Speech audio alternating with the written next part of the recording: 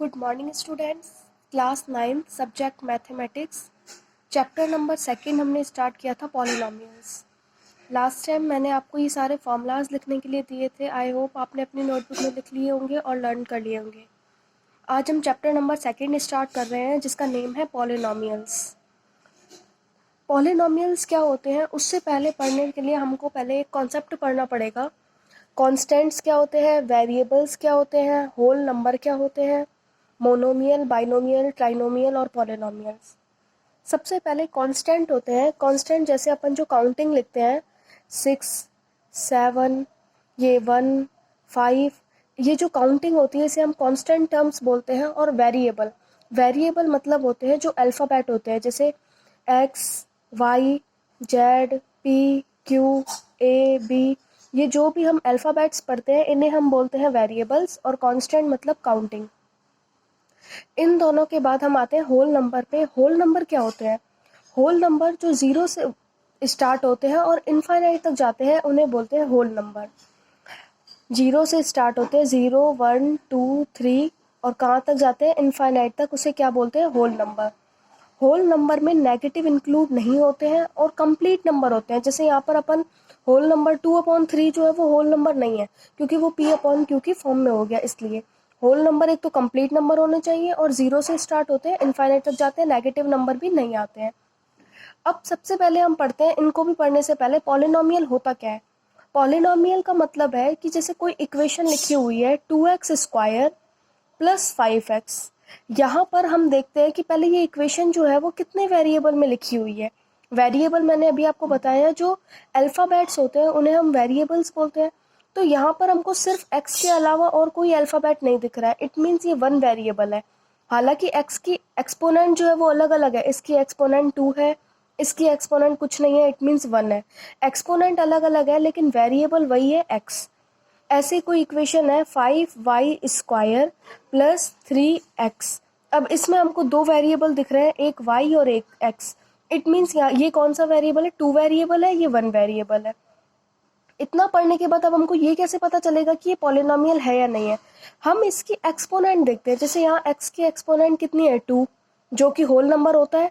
और यहाँ x की एक्सपोनेंट कितनी है? 1, जो भी होल नंबर होता है। इसका मतलब अगर x की एक्सपोनेंट जो है या जो भी वेरिएबल है उसकी जो एक्सपोनेंट है वो एक होल नंबर होता है तो वो पॉलिनोमियल होता है, अदरवाइज नहीं होता है। यहाँ पर हमने x की एक्सपोनेंट देखी 2, होल नंबर होता है एक।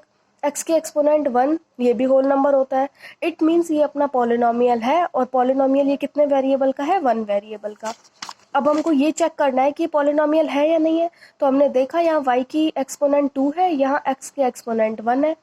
अगर एक्सपोनेंट होल नंबर में होती है तो इसका मतलब ये पॉलिनोमियल है। और ये कितने वेरिएबल का है? 2 वेरिएबल का। यहाँ y है, यहाँ x है।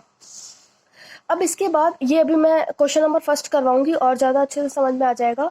इसके बाद हम पहले पढ़ते हैं मोनोमियल क्या होते हैं, बाइनोमियल्स क्या होते हैं, ट्राइनोमियल्स और पॉलिनोमियल्स। मोनोमियल्स जिसके नेम में आ रहा है मोनो, मोनो मतलब सिंगल टर्म। जैसे मैंने लिख दिया 2x²। इसमें प्लस और माइनस में कोई और टर्म्स नहीं है, सिर्फ एक ही टर्म है 2x²। तो ये क्या हो गया? मोनोमियल। बाइनोमियल मतलब 2 टर्म्स हो, जैसे 2x² + 3x। इसमें 2 टर्म्स है, वन फर्स्ट टर्म ये है, सेकंड टर्म ये है, बीच में प्लस आ गया। प्लस और माइनस में काउंट होती है टर्म्स, तो ये फर्स्ट टर्म है, ये सेकंड टर्म है। 2 टर्म्स है इसलिए क्या हो गया? बाइनोमियल। ट्राइनोमियल मतलब 3x² + 5x + 6। इसमें 3 टर्म्स है, 1, 2, 3, तो ये क्या हो गया? ट्राइनोमियल्स। और 4 और मोर देन 4 में क्या आ जाएंगे? पॉलिनोमियल्स। जैसे 3x³ + 4x² + 5x + 8। इसमें 4 टर्म्स है, 1, 2, 3, 4। इट मीन्स ये क्या आ गया? Polynomial.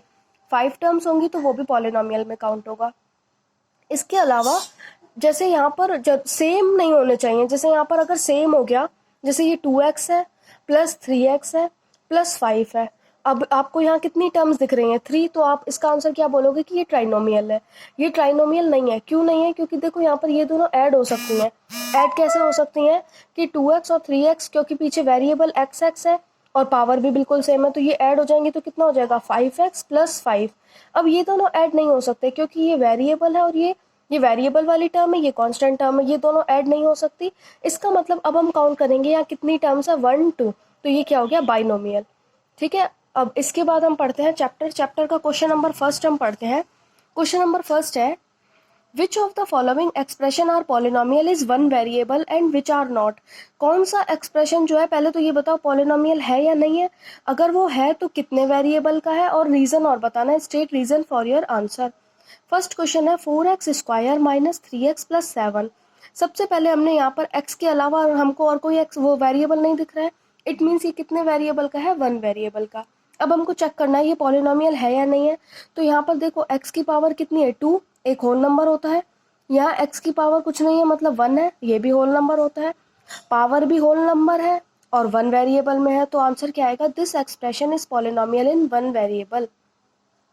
Y square plus root 2, यहाँ पर हमको इस कांस्टेंट टर्म से तो कोई मतलब नहीं है, सिर्फ हमको वेरिएबल की पावर देखनी होती है। वेरिएबल क्या है, वाई, वाई की पावर क्या है 2, वाई की पावर 2 जो है 2 एक होल नंबर होता है, इट मीन्स ये पॉलिनोमियल है। और y के अलावा और कोई वेरिएबल भी नहीं है, तो कितने वेरिएबल का हो गया, वन वेरिएबल का। This expression is polynomial in one variable. अब इसके बाद क्वेश्चन नंबर थर्ड है 3 under root T plus T under root 2।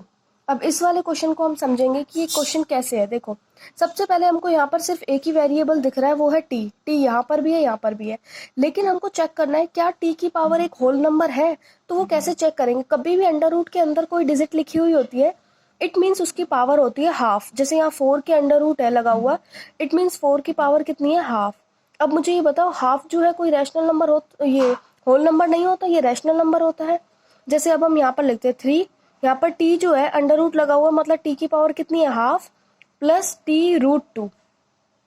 अब यहाँ पर टी की पावर अगर हाफ है तो ये एक होल नंबर तो है नहीं, और अगर ये होल नंबर नहीं है इट मीन्स ये पॉलिनोमियल भी नहीं होगा, क्योंकि पॉलिनोमियल की कंडीशन होती है कि पावर जो है वो होल नंबर होनी चाहिए।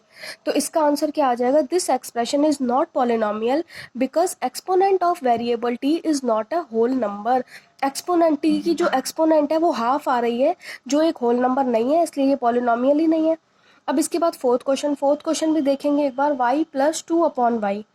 यहाँ पर हम कभी भी जो पावर होती है उसको हम ऐसे नीचे नहीं लिखते हैं, जैसे जो वेरिएबल होते हैं उनको हमेशा ऊपर लिखते हैं। तो इसको हम पहले ऊपर शिफ्ट करेंगे, y प्लस 2। आपने 8th क्लास में पढ़ा होगा कि जैसे ये नीचे इसकी पावर 1 है, इसको अगर हम ऊपर शिफ्ट करते हैं तो नेगेटिव में चेंज होती है, y की पावर कितनी हो गई, -1। अब हम देखते हैं ये इक्वेशन बन गई। अब इसको देखते हैं कि क्या वेरिएबल y है तो क्या y की पावर एक होल नंबर है।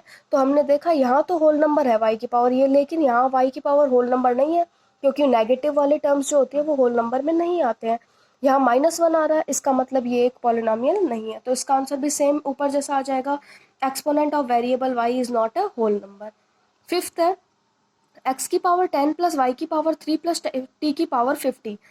अब ये हमको दिख रहा है कि देखो तीनों की पावर होल नंबर है, 10 भी होल नंबर है, 3 भी और 50 भी होल नंबर है। और ये कितने वेरिएबल में है, यहाँ पर 3 वेरिएबल है, x, y और t।